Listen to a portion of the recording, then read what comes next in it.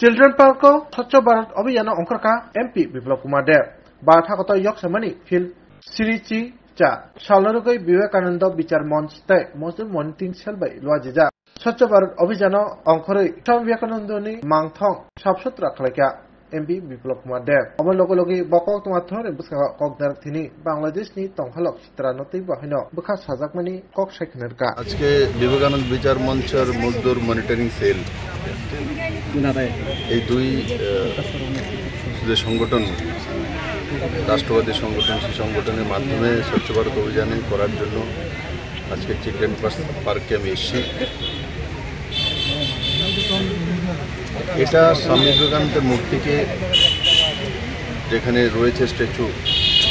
সেটাকে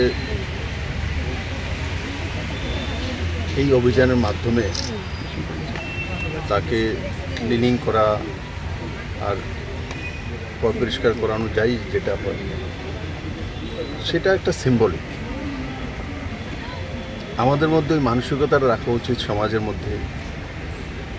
বাবার মৃত্যুর পরে হোক, পরিজনের মৃত্যুর পরে হোক, বা আমাদের যত মুনি ঋষি স্বাধীনতা সংগ্রামী সামাজিক প্রতিষ্ঠিত ব্যক্তিত্ব তাদের যেখানেই আমরা স্ট্যাচু তৈরি করি, আমরা ওখানে অনেক সময় দেখি যে স্ট্যাচু আমরা তৈরি করে দিয়েছি, ধুল ময়লা মানে অবস্থা কাহিল, কাউ সেদিকে নজর নেই, বানানোর সময় সবাই মিলে বানিয়ে দেয়, তারপর সেটাকে যত্নের সহকারে যে রাখতে হয় সেটা করে না। এই স্বচ্ছ ভারত অভিযানের মাধ্যমে এই যে মূর্তি ক্লিনিং বা এইগুলোর মাধ্যমে আমরা সমাজকে সেটাই সন্দেশ দিতে চাই, যখনই আমরা এই ধরনের স্ট্যাচু তৈরি করি তখন সেটা যাতে কন্টিনিউ প্রসেস থাকে, আমরা সেগুলোকে সবসময় ধুয়ে মুছে পরিষ্কার পরিচ্ছন্নভাবে রাখা, আর তার মাধ্যমে আমাদের মানসিকতার পরিচয় হয় যে আমরা যেই মূর্তিটা বানিয়েছি সেটা আমরা নিষ্ঠার সহকারে বানিয়েছি। আমরা যখন আমাদের বাবা মার মৃত্যু হয় বা প্রিয়জনের মৃত্যু হয় তো আমরা বাড়ির মধ্যে ওর ফটো রেখে ডেইলি কিন্তু ফুল দিয়ে ধূপকাঠি লাগাই, আমাদের পরম্পরাতে সেটা। তো সেটারই বহিঃপ্রকাশ বা সেই ব্যবস্থা যাতে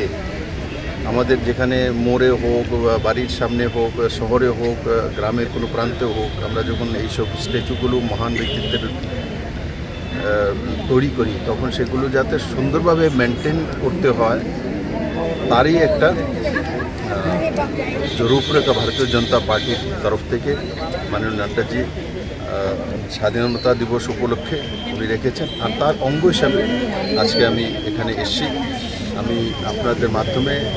বিবেকানন্দ বিচার মঞ্চ এবং আমাদের যে মজদুর মনিটরিং সেল তাদেরকে অনেক ধন্যবাদ জানাই। আমি আশা করি এই দুইটা সংগঠনে যেভাবে রাষ্ট্রহিতে সমাজের গরিব মজদুরদের মধ্যে কাজ করছে, আর যেটা আমাদের বিবেকানন্দ বিচার মঞ্চ আছে সেটা আমাদের সরকারি বা বেসরকারি কর্মচারীদের মধ্যে কাজ করছে, তাদের সাহায্য সহজে আরও সুন্দরভাবে আগামী দিনে করবে, এটাই আমি